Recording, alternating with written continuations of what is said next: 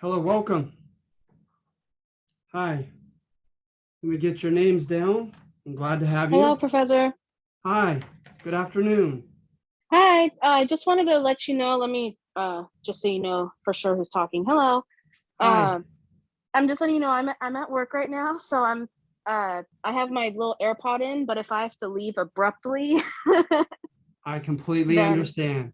but I'm gonna try to have my AirPod in as long as I can. I You got it. Thank you just so wanted to much. make sure I attended. Now, I appreciate students that are under those circumstances all the more. So Awesome. thank I'm gonna you. mute and stop the video, but I'm still listening. You've got it.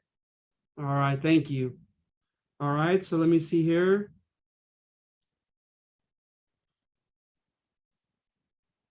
All right.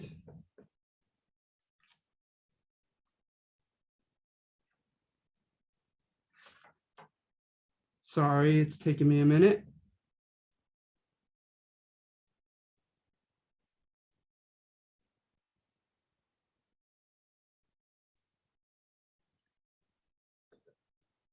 Great. It's great to see all these names. It's wonderful. Let's see here.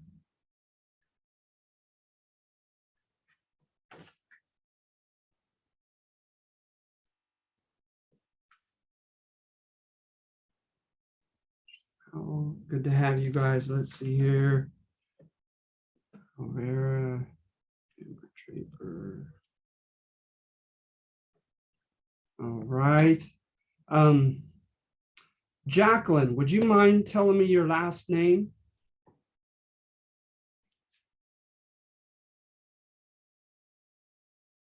Sorry to call you out like that. I want to make sure you get your credit.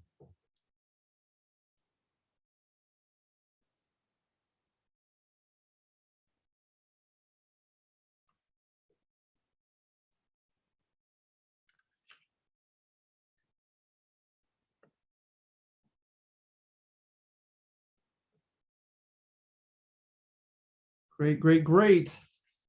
All right. And then Jacqueline. I don't know if she could hear me. I'm going to try to figure that out. Are you Yes, that talking is to true. Small world. Yes, Jacqueline. Yeah, What's your last name, hon? Lomeli? Lamelli. All right, Yeah. great. So I can give you credit. Perfect. Thank you. All right. That is true with about Kendra. All right, so I'm going to share the page if that's all right, and I want to get right into the assignment. All right. So if you'll notice, um, if you study some of the basic popular historians on given topics, right? When we do this, what was derisively called the Gilded Age, right? Um, you have different schools of history, right? So first of all, you have your Paul Johnson's. Paul Johnson, A History of the American People. He's really kind of court history. He praises the country. He praises our capitalist system. He praises those who have succeeded, right? And contending that they kind of have done so fair and square through talent and hard work, etc. And so for this time period, from 1865, the end of the Civil War, to about 1900, termed the Gilded Age by Mark Twain, he praises this time period as a time of great change. And there really was. When you look at here, the intro, right? We became economically self-sufficient at this time. Our gross national product went up times 18. And then by the end of World War I, times 33. And then we had become, by the 1890s, the #1 manufacturing country in the world. You see there, the number of companies engaged in manufacturing increased by almost 80%. The number of workers employed increased by nearly 60%. The standard of living, right, as they say proverbially, that sometimes when the raining waters come down, even the small boats float up. That's not, I didn't do justice to that saying, but it's something like that. Even the small boats rise. You have some contentions of that, of demand going across the socioeconomic strata to the working class. And remember, by demand, it's not necessarily your desire for a product, it's your ability and willingness to pay for that product. So demand went up. And so those types of things you're going to find in court history, right? Praising this country.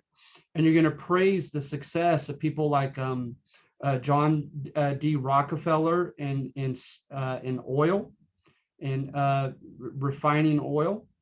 And well, we're going to get to that stuff in just a moment. Then you have those who take a 180 from that, right? And I would include, of course, my books are butchered, sorry, but Howard Zinn's A People's History of the U.S. Remember, on page 10 of his book, he says basically that he believes that history is filled with conflict and competition. And he says that for his part, he is going to side with the underdogs, right, in history. And he's going to try to elicit our empathy and our righteous anger over the exploitation of the wealthy, of the powerful, right? And instead of taking kind of a post-civil rights, historiographical interpretation of it and looking at like WASP, white Anglo-Saxon Protestant English, taking over other ethnic demographics, he focuses upon economics, and he focuses upon the capitalist class in particular, right? The employers, the white collar manufacturers, right? And entrepreneurs on a large scale, the corporations, etc. They are the villains to him, right? So what he's going to look to is he's going to look for conflict. He's going to look for evidence of a righteous fight on behalf of those at the bottom of the socioeconomic pyramid. He's going to look for evidence of maldistribution of wealth, et cetera, et cetera. And then you have your functionalist history, right? Your functional history, like with Larry Schweikart, A Patriot's History of the U.S. And he doesn't so much as necessarily praise the American winners who have won politically, economically, and socially, like a court historian like Paul Johnson does. But neither does he try to elicit our empathy and do a lot of conflict history like Howard Zinn does, and trying to, enhance our sense of indignation and want to do something against the rich and the powerful in this country and the capitalist system itself as being inherently parasitical. But instead, right, he just says, let's see how we got to where we are today. Like when you look at a sapling and how it become a full-grown tree. There's no right or wrong. There's no good guys and villains. It's just simply, how did we get to where we are? So he focuses on mechanization, interchangeable parts, assembly line production, and consumerism, and just kind of just blandly puts it out there for you to see that these are the changes that ensued, good and bad, instead of trying to do a narrative like the other two. And what I find personally is our textbook, and oftentimes you have to do this to be chosen as a textbook, is our textbook is kind of in the middle of all of it.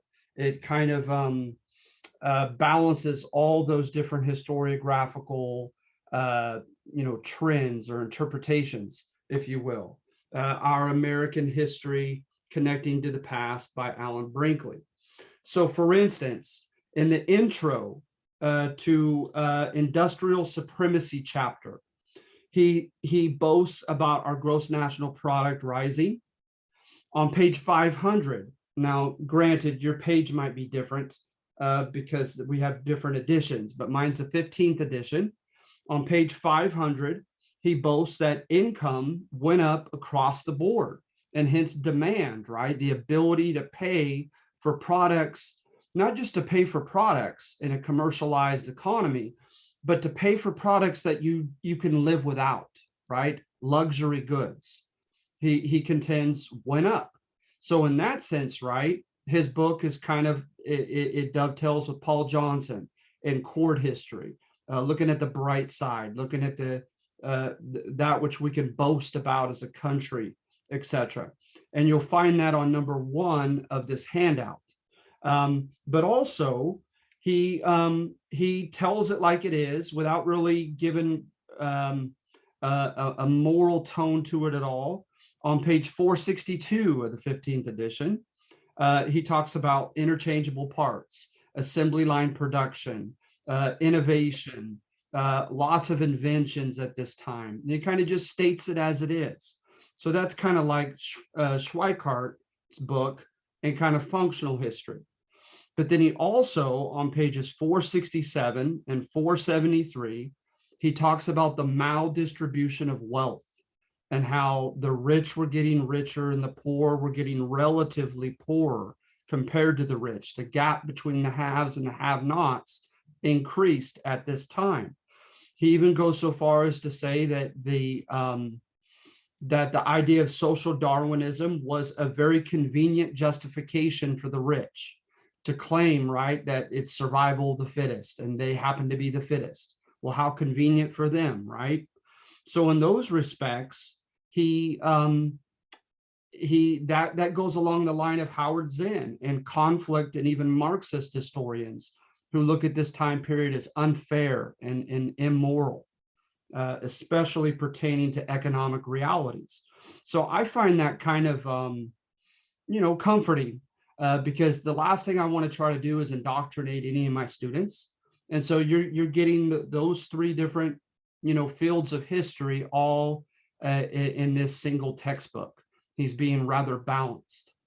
So number 1, when you look at this, right, is we're trying to pat our own back, aren't we? If you've had time to read this yet, it's contending that all this stuff happened, right? The increase in gross domestic product, the increase in consumption and popular demand, the increase in employment, urbanization, and all these changes, that they didn't happen by chance, that we created a healthy environment. We created, metaphorically, a fertile soil for all this good stuff to grow, that it wasn't by accident that we experienced our second and most noteworthy industrial revolution between roughly 1870 and 1900. All right. And so how did we do that? What was going on? So for one, right, I start by, remember, I kind of have tongue in cheek as I write these, okay? Knowing how one-sided I'm being at the time. All right. And it's not necessarily what I believe, but I thought it was a thought-provoking thesis, and I try to be balanced. As you could very likely guess, I'll become much more cynical later on in the assignment.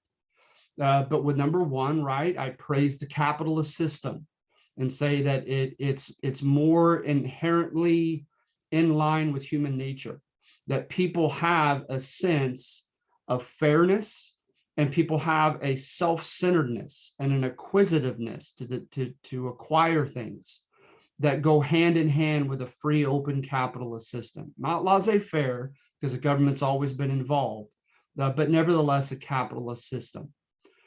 Also, right, the access to land we could boast of, as Paul Johnson does in his book, cheap, available, and sometimes even free land, as you saw with the Homestead Act when we covered the West last week. Access to minerals, right, as you saw with the mineral rushes and Turner's thesis of the West, how it renewed meritocracy, supposedly.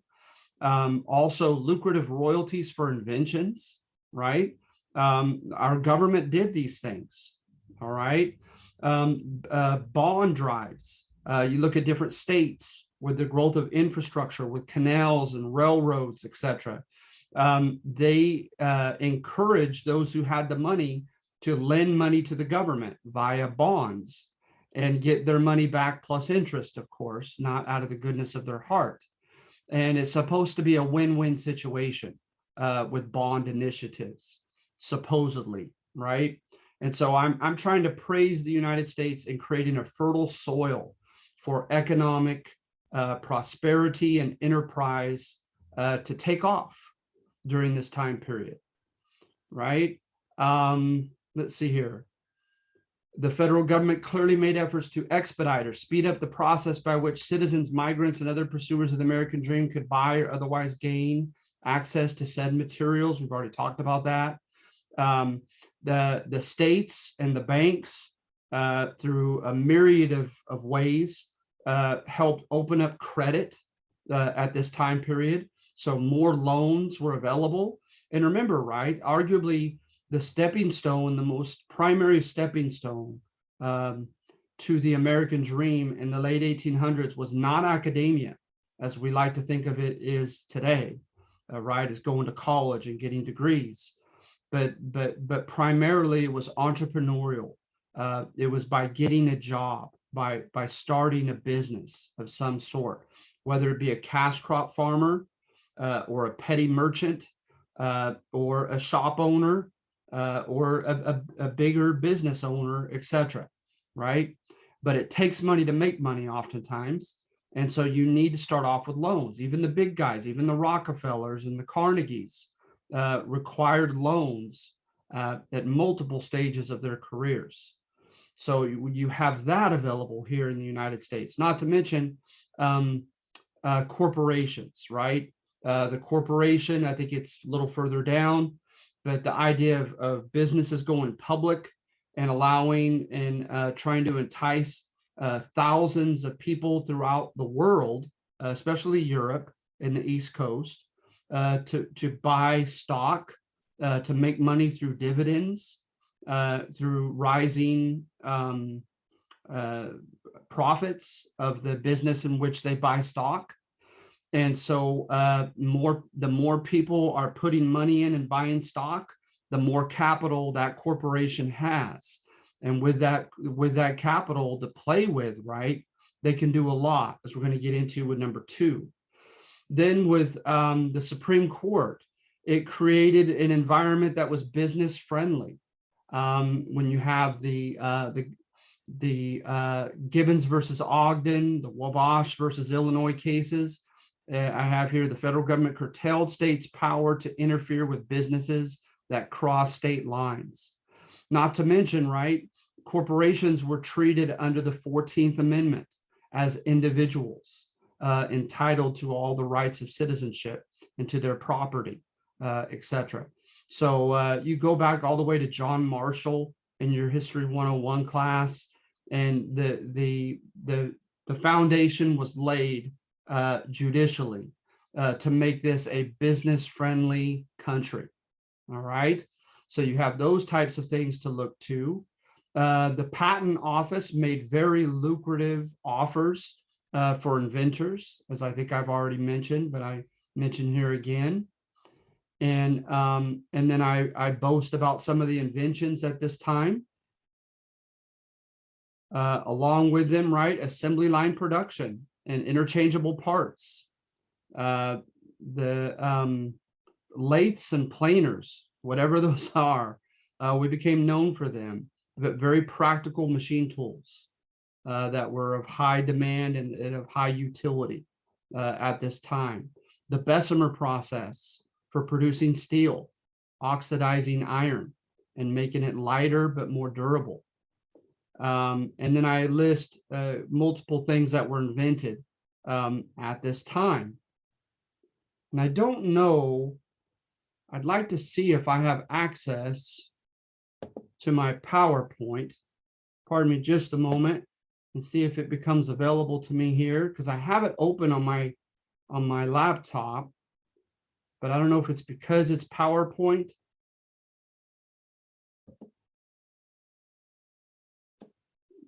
There it is. All right. And so let's see here.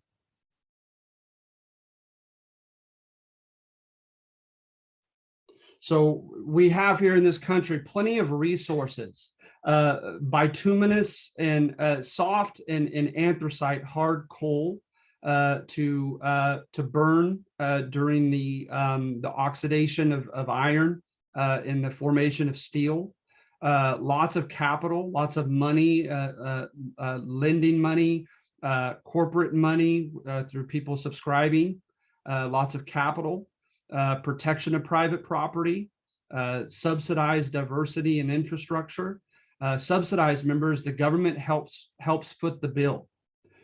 So especially for infrastructure, with railroads, etc., the government helped people pay for those things, canals and roads, etc. And then a merit system for inventions. And so you see some of the stuff here. Samuel Slater, steam power factory as early as 1828. Oliver Evans, his factories or his mills. The famous Corliss steam engine. This thing was able to power, as you see here, power for machines 7 miles. Singer sewing machines, stone and lumber saws, the Walter press, steam hammers. Okay, lots of stuff, lots of inventions. And then not to mention, right, as far as creating a fertile soil, is corporations now with extra money on their hands engaged in research and development. And so that's where you get the young Nikola Tesla, right? And Thomas Edison, who now could run laboratories and around the clock, because oftentimes, as you see in the person of like Charles Goodyear, just a generation before this, the vulcanized rubber guy, he continually went to debtor's jail because he refused to have a day-to-day job, or he couldn't keep a day-to-day job and regular income. And so he couldn't pay his bills and he went to jail for it. Just imagine if he could be paid to tinker around the clock. And so you're bringing the best minds from the universities throughout the world, throughout Europe and the Near East, et cetera, and Asia, were brought into New York and New Jersey and California, et cetera, to tinker with things. And it's no coincidence that the number of inventions skyrocketed at this time. So you see some of these, right? Just on a silly note, the multiplex telegraph, sending multiple messages electromagnetically via the Morse code, right? In 2 different directions across the telegraph wire. Thomas Edison helped, he invented that, electrocuting cockroaches for Western Union, and he ended up getting fired for doing such on the job, but he eventually was paid to tinker and had his own laboratories that he ran in the name of these big businesses like General Electric, et cetera. And everything just took off from there. All right. So interchangeable parts, Eli Whitney with his gun. Let's see here. Credit capital, we talked about that. Mechanization of production. So looms, spindles, mechanical reapers, threshers, and grain elevators for agriculture, pneumatic and hydraulic drills for mining, and just the list goes on and on. All right. But then my PowerPoint goes a little bit toward the conflict history, Howard Zinn direction, when I look at the immigrants and those who were forced to work in the factories, right? I kind of take a different note. But if you would, let's go back, and I'll be happy to put this online. I don't know how much it might help, but just in case it does, I'll be happy to do so. But it's just there kind of supplementally once I put it online. So invention laboratories, the modern corporation. So with number 1, that's what we're doing, is we're patting ourselves on the back as a country and contending that we made it happen. We made the second industrial revolution happen. All right, so are there any comments or questions on number 1? All right. So let's see here. The titles, I kind of give away what I'm trying to convey, don't I? Karl Marx was right. Capitalism is an unfair economic system rigged for the rich. All right. So he contends, right, Karl Marx, that the capitalist system is inherently parasitical, that for someone to win, someone else has to lose, and that the system is rigged for the wealthy, for those who have more capital, have more money to play with, to start with, right? So, for instance, right, streamlining production. All right, a good example of this was Rockefeller. Okay, so you see right here, streamlined production. Rockefeller, let's see here. That's right. Rockefeller, right? He saw a lot of waste in the midst of refining crude oil into its finished form. So what he did is he hired a bunch of scientists. He had the extra money to do this, right? Not everyone does, to engage in research and development. They came up with 37 byproducts of his waste, 37 different byproducts to create out of that waste during the process of refining crude oil. Then he decided, and some of this is his own choice and shrewdness as well. You have to be fair. But he decided to make his own barrels so that he didn't have to pay someone else to put his oil in someone else's barrels. Then he decided to always locate the straight line of trajectory between the crude oil being pumped up by the oil derricks and the refined oil in the factories. He lined it up so that there would be at least 2 different railroad companies or 2 different shipping companies that he could use, right? And I think you know where I'm going with this. Is he would institute the old quid pro quo, right? You scratch my back and then I'll scratch yours. So the people, these middlemen who wanted to store and to transport his oil, mainly it comes down to quantity, right? Because you charge people by the pound. And so Rockefeller comes to them and says, what if I could promise you, right, 60 truckloads of oil per day, right? And they said, goodness gracious, how are you going to do that? He says, you let me worry about that. What if I can do such? I said, okay, what do you have in mind? He says, I want a reduction. I want a rebate on how much per pound, or else you're not getting my business. And I'm going with the other guy instead. And sometimes he had more than 2 alternatives that he procured and allowed them to all vie or compete for his business.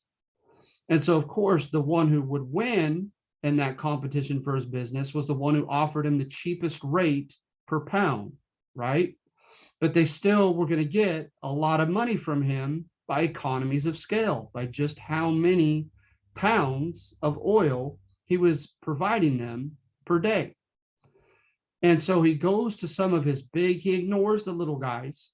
He goes to a couple big competitors and tells them about the deal and says, I can't make that much oil per day. Why don't you join your oil with mine? We'll get the rebate together collectively, and then we'll separate our oil, when it comes to going to the refineries. So that's what he did.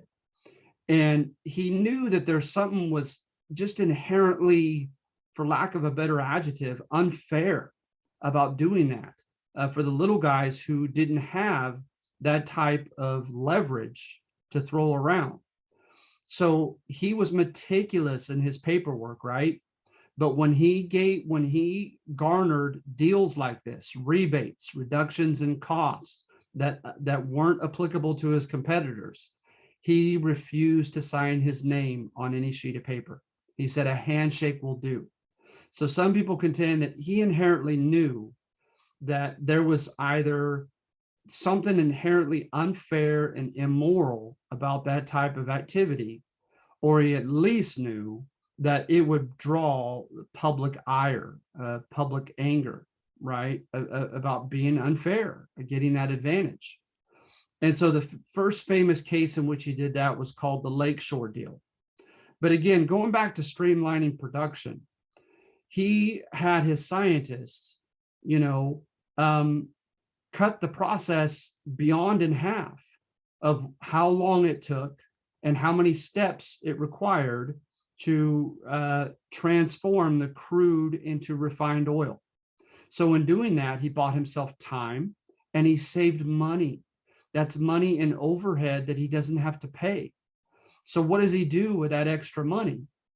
He decides, you know what? It's about crunching numbers, right? Let's say, that you only have, my goodness, I'm probably going to mess this up. But back at that time period, right? Like $50,000 as your budget. And then with that $50,000, it was very likely if you hired just a couple dozen people, hired all the machinery required, the premises, electricity, keep everything running, hire maintenance to make sure the machines, if they broke down, were rapidly repaired, etc. Let's just say hypothetically that's going to cost you, with a workforce of only a couple dozen people or fewer than 50 people, let's say that costs you $25,000. So if you're 50,000, half of it is down on overhead, and of course, including wages to your workers, right? So you're down to $25,000, and you make an X amount, a finite amount of whatever your product is, whether it's pounds of refined oil, whether most of the time, statistically, the product that was made most often were textiles, some type of cloth product, clothing, etc. All right.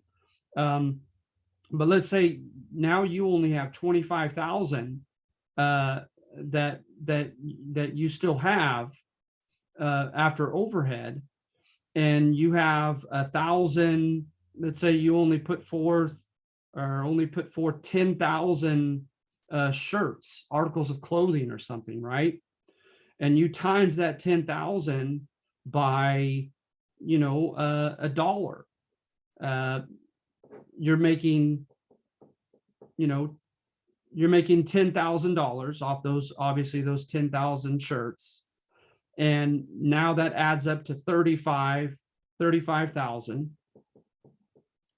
All right. So now you have, for the next year, you have 15,000 less than you had before. You've gone from 50 to 35,000. You got to cut 25,000 for overhead again. And oftentimes with the actual rate of inflation, your overhead's going to go up beyond that. That leaves you with only 10,000, right? And then you try to make 10,000 more, but then you're desperate and you're like, my business isn't going to last more than 3 years. I got to increase the price of my product to $2, right? So I can make 20,000 more instead of 10,000 more. Well, Rockefeller knows that. And he says, haha, you know what I'm going to do is I'm going to put down the price to 50 cents. And in that amount of time, paying their overhead with their limited budget and their limited production, right? Rockefeller is going to undersell them because people habitually go for the better deal, right? And yeah, maybe he's only charging 50 cents per item, but instead of 10,000 items, in his case, right, pounds of oil, he's doing 500,000 pounds of oil. 500,000 in quantity compared to 10,000 trumps it. So even 500,000, right, times 50 cents, you get half of that, right? Should get 250,000. So he's still making 250,000 off of only 50 cents per pound. And so I probably didn't demonstrate that very well, but in my quirky mind, it makes sense. Is you are limited in your budget when you are a small scale entrepreneur. You have to charge so much per item to make it, right? And the big guys know that, and they could stand, even if it comes down to they go so low that they incur a loss. They can weather that storm better than you can because they have so much more money to begin with. But oftentimes it wasn't much of a storm to weather because of how much more in quantity they had to sell. And people would habitually buy the better product that was higher quality because the wealthier guys had the means and the scientists to ensure a higher quality of their product, and they can go lower on their price. So what does it do? It leans toward consolidation, right? And horizontal integration. Horizontal integration is that you swallow up people, competitors in your own industry. So for instance, I have here somewhere, Howard Zinn gives us a list, I'm sure, in his book. Give me just a moment, sorry.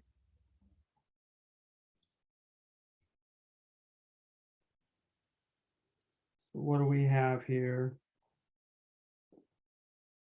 You have James Duke virtually taking over tobacco production.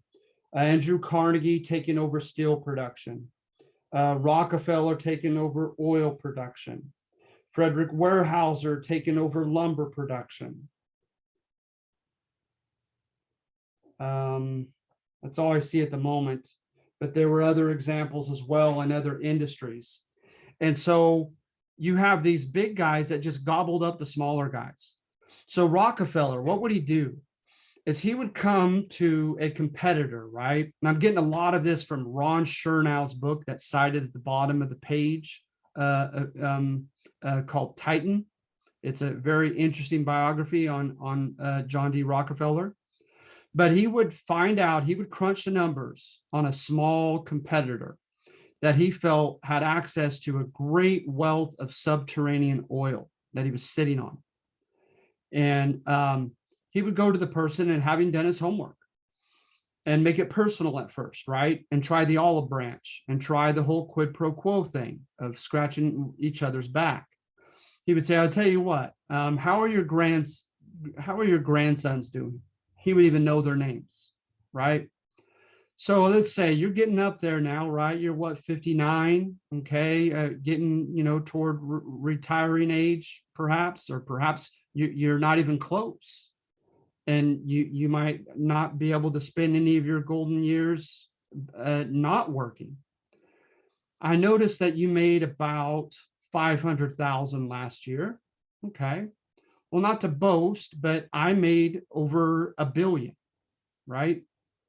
And so I tell you what, how about I take this headache off you, because I believe you have access to oil that you don't have the proper machinery to extract anyway, and I do. How about I take this headache away from you, let you enjoy time and early retirement with your grandkids, and I will give you a 6% share in my company, which will add up to easily 500,000 a year. So you will make as much as you made last year, not doing a thing, just by selling out to me and allowing me to, quote, merge and buy you up. Well, often cases, they took the deal, right? They considered it inevitable. I can't compete with Rockefeller anyway. This is the best I'm going to get, et cetera, et cetera. But the primary sources contend that sometimes, right, it wasn't about the money. It was about family legacy, right? My dad and his dad established this business. It's our family name. It's part of what we identify as and what we're proud of. There's not any amount of money in the world that could, extricate me from this business. I just won't do it. They said at that point, Rockefeller got a look in his eyes that a primary source likened to a shark. And then he began, not so subtly, threatening them. You do know, he said, right, that the only two railroads that you have to transport your oil, I am one of the leading consuming. I bought a majority of stock in both of them. So I sit on the governing board. I could make that difficult, if not impossible, for you to transport your oil. I could raise the price for you, just for you and the oil. This is before the Interstate Commerce Clause, obviously. The Interstate Commerce Act stated that all laws, all prices from middlemen who stored and transported other people's stuff had to be uniform and reasonable and just. And so, there were ways that these giants could outmuscle and stomp upon their smaller scale competitors. And we see this to this day, right? Good luck with a local hardware store if Home Depot and Lowe's come into town. All right. So then you also have the fact that they could buy, in a public open corporation, they could buy a majority of shares in stock, and it automatically becomes entitles them to an administrative power over that company. So you have people, right, like Jim Fisk, Jay Gould, Daniel Drew, and Cornelius Vanderbilt, who all vied with one another over trying to buy a majority of shares of railroad trunk lines from Chicago all the way to New York, so that they could become the railroad king, if you will, to the East Coast, from the old Midwest to the East Coast. And so, who has money to do that? These gentlemen do. And their other contemporaries obviously did not. So with number 2, it's conflict history. It wants to elicit your sympathy for small scale businesses, and trying to convey the fact that if there is not a good deal of government regulation, the system is too Darwinian, right? It's like a 300-pound man wrestling an 8-year-old boy. It's just, it's a foregone conclusion what the result is going to be on the wrestling mat. And so at any rate, another demographic for whom it wants you to have a sense of empathy, of course, are the blue collar workers in the factories, in the mines, on the farms, the sharecroppers, etc., right? Who Karl Marx and Howard Zinn called the proletariat, right? And the idea is that there was a glass ceiling, that granted, there weren't they didn't need them. They didn't need actual regulations that contended you can never get a raise, you can never be promoted, right? They just didn't do it. And how much more, especially for the new immigrants that were coming in. And we're going to deal with the new immigrants next week in the Gilded Age Part 2. All right. But that's just it, is the Gilded Age, right? It's something that is only superficially covered in metallurgy, right? It's something that it's insinuated that the problem, the corrosion, is much deeper than at the superficial level. And all you do is apply a gloss. You apply, a gilded superficial. There's a metallurgical term, and it's evading me right now. I'm sorry, but you put it on top, and that's all. So that's what Mark Twain likened to this time period. That on the surface, everything looked glittery and wonderful, right? More products being made, more people having jobs, lots of wealth to be had, et cetera, et cetera. But when you scratch the surface, you see the wealthy lording it over the poor and enjoying this increasing gulf between the haves and the have-nots. You see people stuck, pigeonholed into the proletariat, and they can't seem to get out. And very simply, right, wages were oftentimes kept very marginally low. Okay, wages stayed low. They did not get regular promotions, especially, right, with the mechanization of production. Now, granted, with the mechanization of production, it's going to develop a new white collar class of people that are skilled with those machines. But if they don't train you on that and you don't get the proper training, then you're not qualified to step into that white collar job, right? That professional job, salesman, etc. Right? They could either, there was no equivalent back then of sending their employees, as you find now, back to school, making them take night classes, etc. Right? And get a certification of some sort to learn a new facet of the job.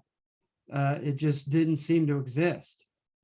And so, not to mention, there were cyclical ups and downs in any capitalist economy, including ours. 1873, 1893, 1896. There were some big recessions, right? 1893, they called it a depression. And so when that happened, the big guys, right, they laid people off when the profits weren't coming down, and especially like you see ultimately in the Great Depression, right? When your factory is filled with a product and there's not enough demand to buy it, not enough people have the money to buy your product, why in the world are you going to continue to pay your workers to make more of that product? No, instead, you're going to lay them off cyclically. So at any given time, the average industrial laborer was laid off 2, 3, 4 times a year, sometimes for a period of months. And there was no safety net. There weren't unemployment checks virtually in any state yet. The progressives are going to try to change that very soon. There was no workers' comp, nothing of that sort. And so people were at the mercy of this capricious capitalist economy that went up and down. So at any rate, that's the other demographic that you are to empathize with on number 2 are the industrial workers, right? And not to mention, the more mechanized the production becomes, yes, it does offer a job for a new white collar class of experts on those machines, no doubt. But oftentimes, right, the goal was efficiency. And so you needed and wanted your machine to do as much of the producing as possible. So Karl Marx and other Marxist writers contend, right, that this brings about the alienation of the worker. He becomes alienated from the fruits of his labor, from the labor process. He no longer identifies with it, has a sense of self-worth and identification that's tied to what he does for a living, because many surnames, right, many last names are tied to what our ancestors had once done for a living. And so now they're not paid per piece, they're paid per hour. And so it doesn't matter what quantity they put out. The machine's doing most of the work. And if the machine's doing most of the work, that means you could be an unskilled worker in many cases, not have to ever learn a particular skill besides pushing a button or pushing something along on a conveyor belt, etc. And the problem with that, right, is not only the tedium of doing that, my goodness, and the fact that you don't identify with that process and everything belongs to your employer now and is identified with him, but also, right, you become disposable. Because if you don't like your job, right, you have plenty of people, other people who are just as, if not more desperate than you are, who are willing to step in and do your job. And it doesn't require training, not much anyway. And so you become disposable as an unskilled worker. So it's always good, right? And I think that as much as changed economically from the 1890s to today, I think that's still good to remember that it's always good to have a skill, know a different language, something to give you an edge as an employee with your job. All right, so let's see here. So you have Rockefeller, Vanderbilt and railroads, Carnegie and steel, JP Morgan and securities and insurance and banking, Jay Gould in the stock market. He became the villain of the stock market, Jay Gould.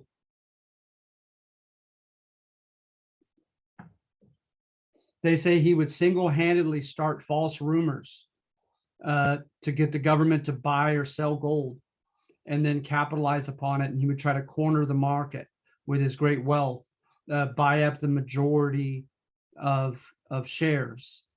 And then, of course, sell high and leave whoever was holding on to a share, holding on to a virtually worthless one at that time, at the point of his sale. And so some of the stuff he did later on, after the Great Depression, with the Securities Exchange Commission, he would have been put in prison for. But at that time, right, you didn't have the regulatory institutions to intervene and to, define some boundaries, some parameters and rules of conduct. So does anybody have any questions about number 2? Number 2 is like Howard Zinn's book. All right. And I believe number 4 is as well. So number 3, I try to play devil's advocate. And I go back to court history and say, you know what? It's very easy to vilify the Carnegies and the Rockefellers, but look at their basic biographies. And these men, right? There's an element of merit.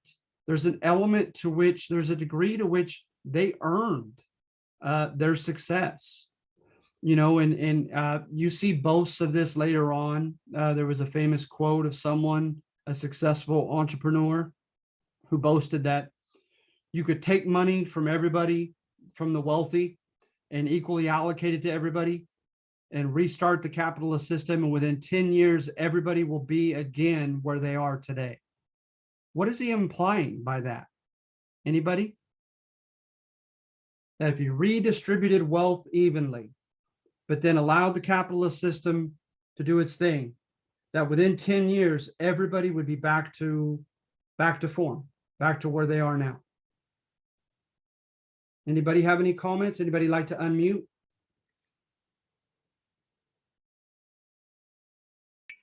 Well, I guess I would say that ultimately everybody makes their own choices. So despite, you see guys like Rockefeller or Vanderbilt, despite their immoral choices, they still made business savvy choices versus others who, don't have that business mindset. They're good at other things, just not business, would still end up with Rockefeller and the Robert Bellins having made good business, whereas other people who are good at other stuff having continued to do bad business. Good. That's perfect, Cody. Thank you. That's exactly what I would say. Just that, right?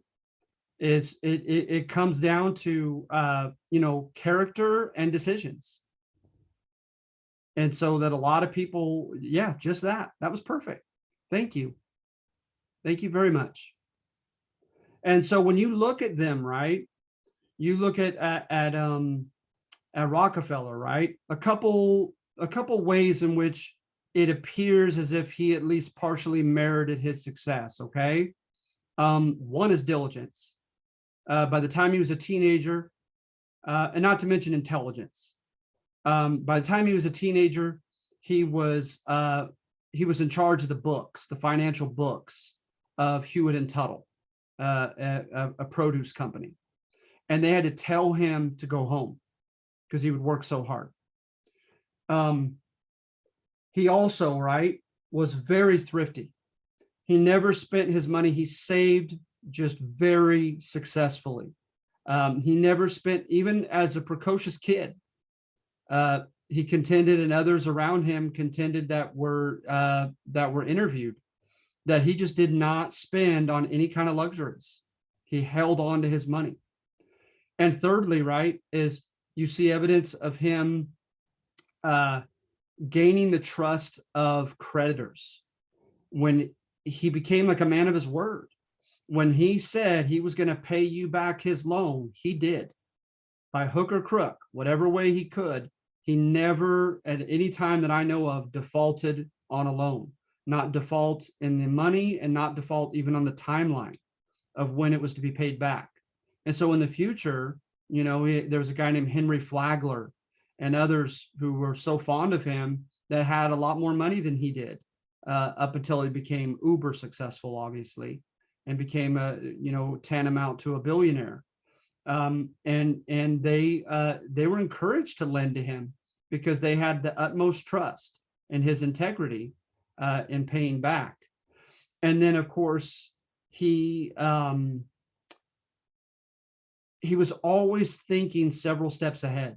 Like I mentioned, with keeping at least 2 different people to compete, to store, and to transport his oil, getting the scientists, spending that money for the scientists to find ways to streamline production and make all those different byproducts from the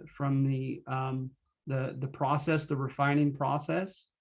You know, I mean, you have to hand that to him. Carnegie, right? I just call him Carnegie. Carnegie, right? Andrew Carnegie. He had a very affable disposition. He too was very diligent, and he got the look of a guy named Thomas Scott. And Thomas Scott said, you know what, I like this kid. He's bright. He has a great attitude. And so he let him in on some very lucrative ideas of in stock. And he, even as a teenager, got his mom to sign off the house as collateral and getting a loan and purchasing stock in these 2 companies. I don't recall what they were at that one time. One of them was American Express, and it wasn't a credit card. It was a railroad, I believe. But at any rate, with American Express and something else, well, he ended up becoming a millionaire just off of that. But then also he had some luck. He went back to family in Scotland and came across the Bessemer ovens for the Bessemer process of creating steel. And he brought over he coaxed a couple very well-skilled, metallurgically skilled craftsmen to come back and teach him how to use those Bessemer ovens. And he paid them well for it, obviously. And it paid off. But he took risks, and there was definitely an element of luck. When he was working for the Pennsylvania Railroad, they had everyone bunched up, all the carts bunched up, and there was a stoppage. His boss wasn't around. The gentleman above him refused to act until the boss got back. And he said, no, time is money. And he says, I say we cut our losses with 2 particular railroad cars, just blow them up if we have to, get them off the tracks, and get everything else moving. Well, the guy came back and gave, it was the same Scott gentleman who would give him advice in stock, and was so happy with Carnegie's decision that he promoted him and gave him a raise.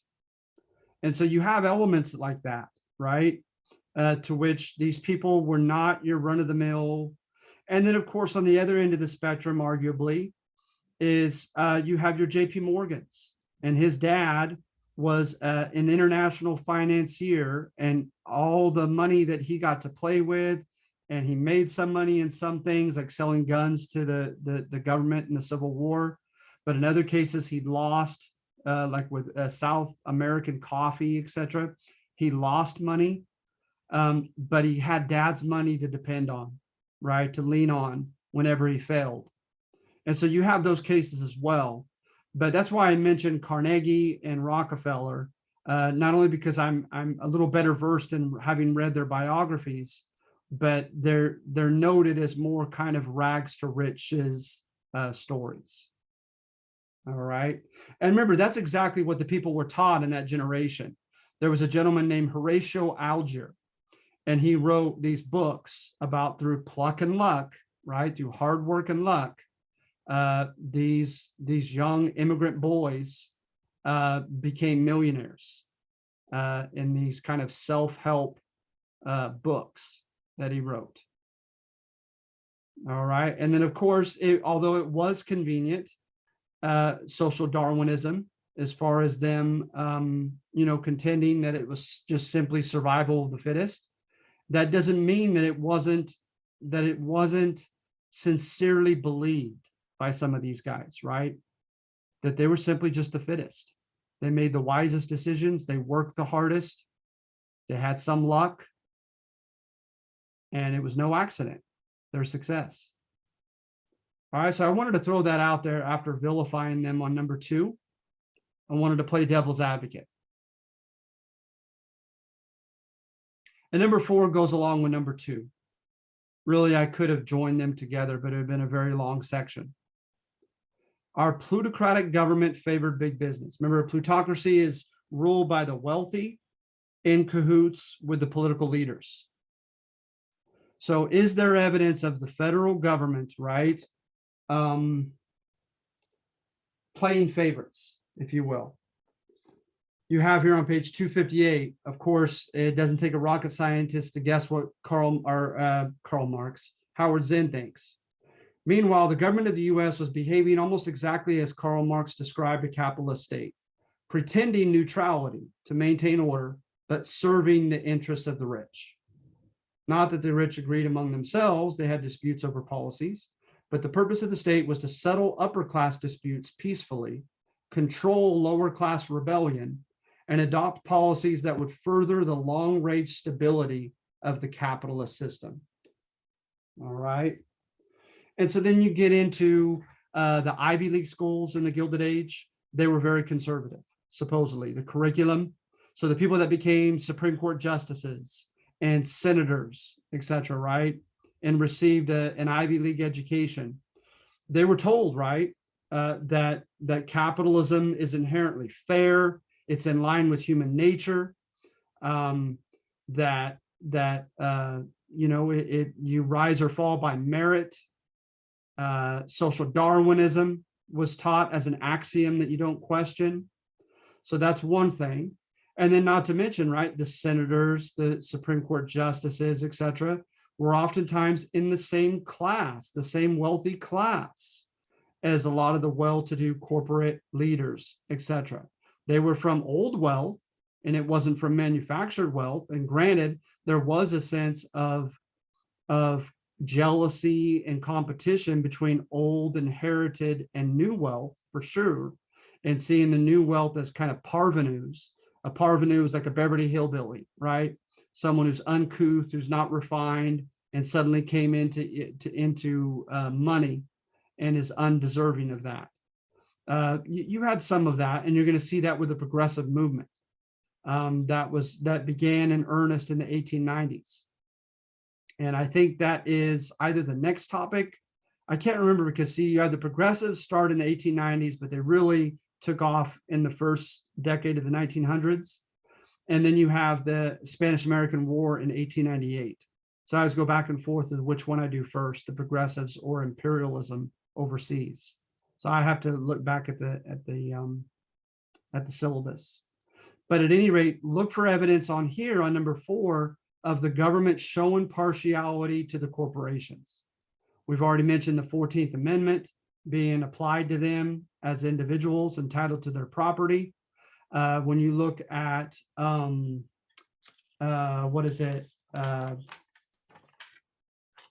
strikes, right?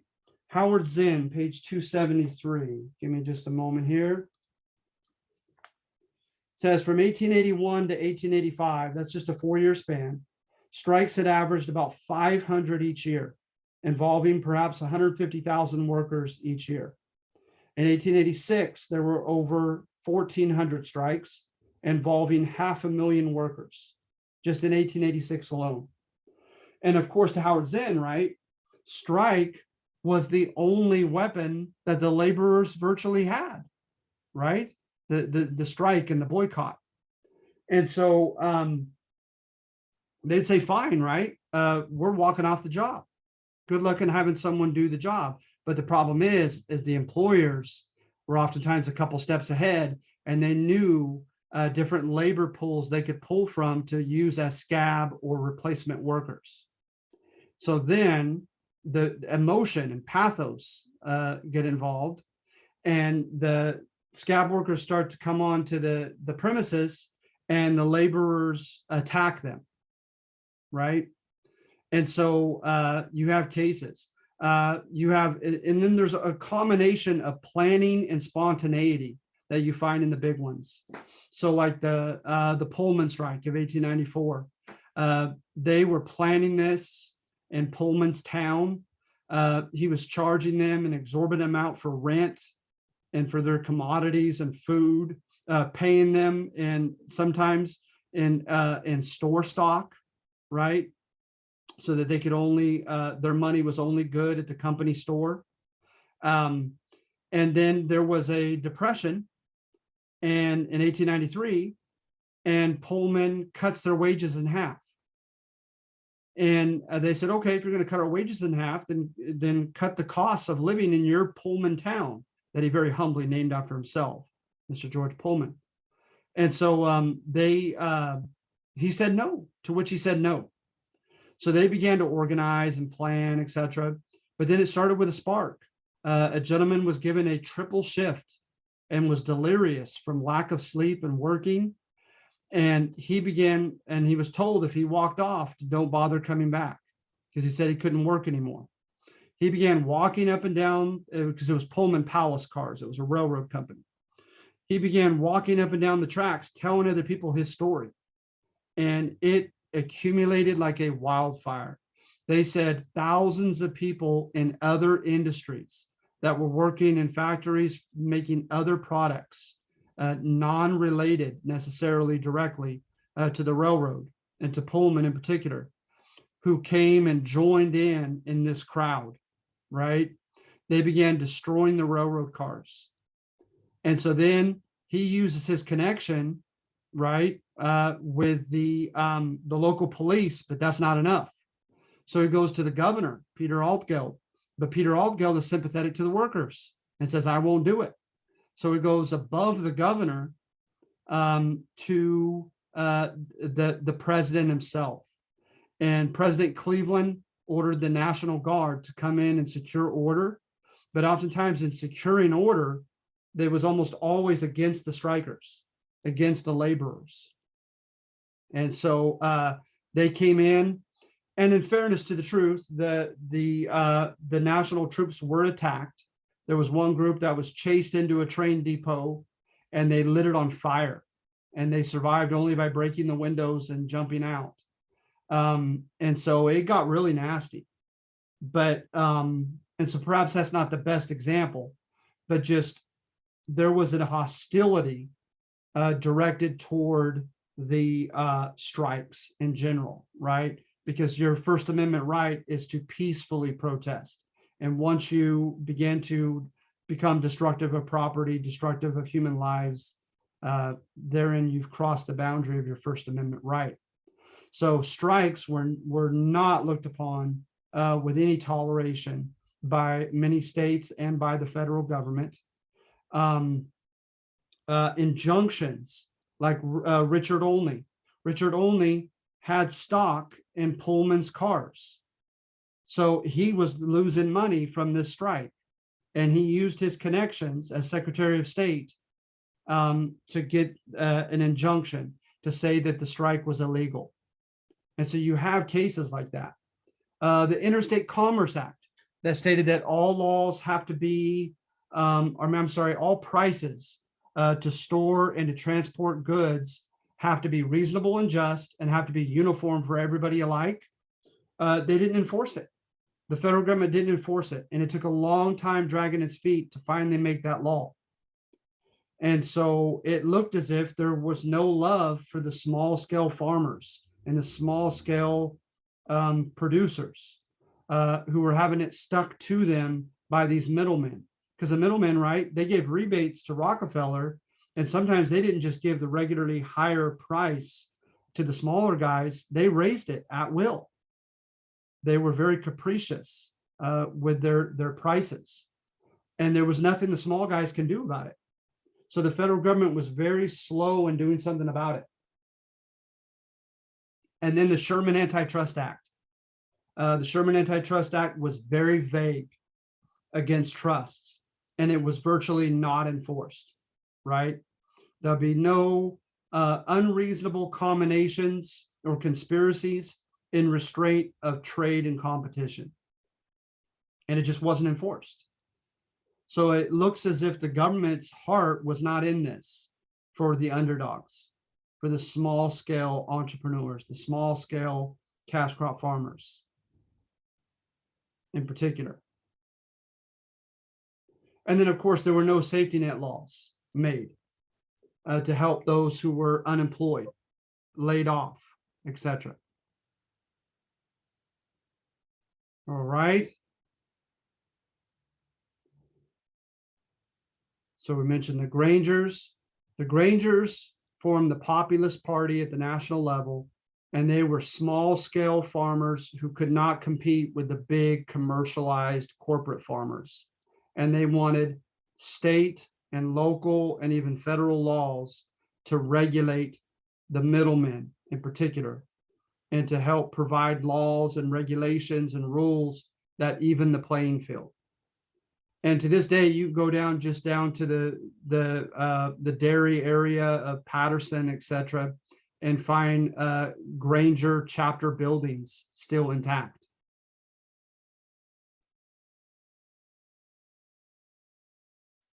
All right.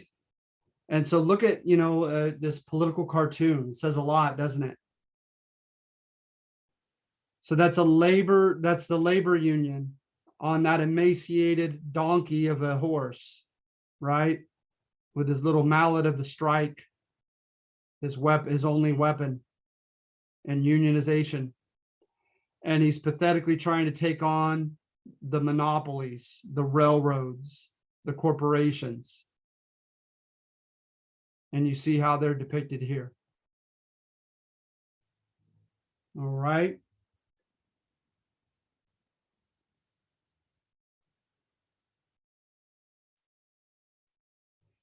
Number 5, finally, the last one. Okay, we're almost done, I promise. Alan Trachtenberg says, blame the system and not the winners. It's not the winner's fault. Hate the system itself. That mechanization of production and assembly line production created such an urgency for efficiency, such an urgency for cutting all costs and maximizing profits, lest you go under to your competitors, that the system itself forced the employers to be ruthless in their practices and policies. That the system put pressure on them to keep wages down, to lay off workers at times, to run things so efficiently that accidents became more common in the United States than anywhere else. We led the industrial world in accidents, states Howard Zinn. But that it's too simplistic to blame the Rockefellers and the Carnegies. That there were pressures put upon them by competition, by mechanization in particular. He goes on and on in his book about mechanization. The machine took over.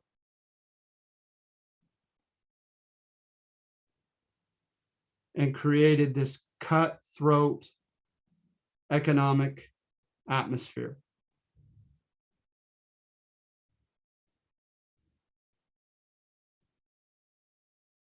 All right, so are there any questions or comments?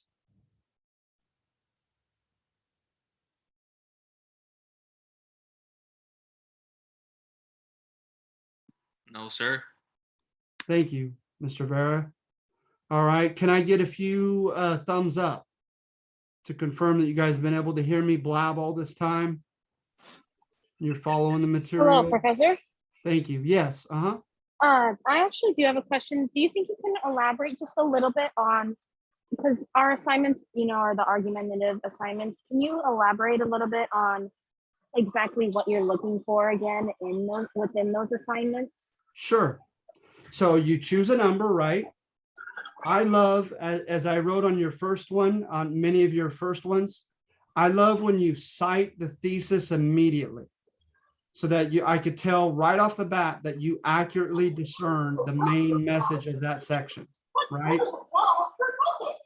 Then give an example or two of how it was supported, logically, factually, emotionally, whatever it might be, right? And then give me a critical evaluation of how credible, how fair, how balanced, how complete you think that thesis is. All right, awesome. Thank you. No problem. I hope that helped. Yeah, no, definitely. But honestly, you guys did a pretty darn good job on the first one. And I'll try to get on the second one as soon as I can. Mr. Vera, you have a question? No, sorry about that. No problem. All right, anyone else? Any other questions?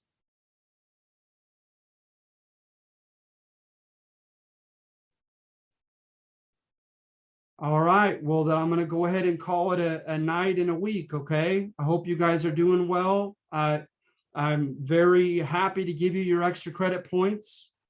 This is close of a thing as we have to coming together as a class. And I can't thank you enough for attending. And you'll definitely get your extra credit points. Thank you.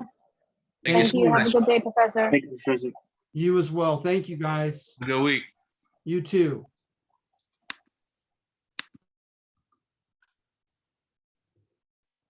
Thank you. Thank you, Jaslyn. Cody, Professor. Thank you. thank you.